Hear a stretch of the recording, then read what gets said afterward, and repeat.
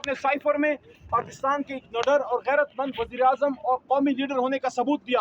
बड़ी अहम बात मैं अब करने एक और जा रहा हूँ, वो ये है, हमेशा इस मुल्क में ये डिबेट की जाती है कि नेशनल इंटरेस्ट क्या है, नेशनल इंटरेस्ट कौन डिसाइड करता है। देखिए, नेशनल इंटरेस्ट के अमीन, पाकिस्तान के 25 करोड़ के मुल्क के अमीन, पाकिस्तान का वज़ीर आज़म और उसकी काबीना होती है।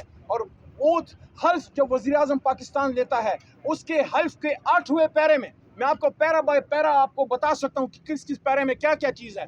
8वें पैरे में वो है कि मुल्क का वज़ीर आज़म ड्यू डिलिजेंस यूज़ करेगा, वो डिसाइड करेगा कि नेशनल इंटरेस्ट क्या है, क्या कोई बात बतानी है या नहीं बतानी, क्या ये 18वें या 19वें ग्रेड का एक सरकारी मुलाजिम बताएगा या मुल्क का इलेक्टेड वज़ीर आज़म अपनी काबीना के साथ मशवरा करके बताएगा। उसने फैसला किया कि नेशनल इंटरेस्ट ये है कि कौम को बताया जाए कि साइफर का एक साजिश हुई है। और एक आखिरी बात दूसरी, शहबाज शरीफ जॉर्ज वज़ीर आज़म है फॉर्म 47 के, वो 16 महीने पहले भी वज़ीर आज़म थे। और ये बात बड़ी अहम है और मैं इसके जवाब मांगता हूँ हुकूमती हलकों से।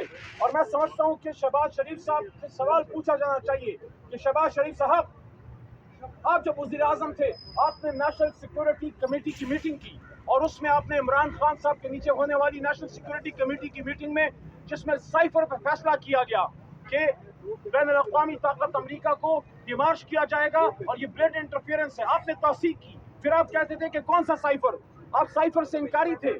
शहबाज शरीफ साहब, आप बतौर वज़ीर आज़म साइफर से इनकारी हो गए। जब आप साइफर से इनकारी कर रहे थे तो फिर आपने वो नेशनल सिक्योरिटी कमेटी की मीटिंग किस डॉक्यूमेंट पे की, और जब आप इनकारी बन गए तो फिर ये केस किस चक्कर में चलाया। और आज जब ये बात साबित हो गई कि साइफर था तो आप तो इनकारी थे, क्या आप झूठ बोलने के मुर्तकिब नहीं हुए? शहबाज शरीफ साहब, क्या आप पे 62-63 नहीं लगना चाहिए कि बतौर वज़ीर आज़म आपने उस साइफर से इनकार किया जिस पे इमरान खान साहब को आपने 300 दिन से जेल में रखा। आज इमरान खान साहब बरी हुए हैं, कौम को मुबारक हो। इंशाल्लाह इस मलंग के मुंह से जो बात उस वज़ीर आज़म हाउस में निकली थी कि 2 से मेरा लीडर फिर आएगा, इसी ऐवान में, इसी कुर्सी पर अल्लाह के हुक्म से आएगा।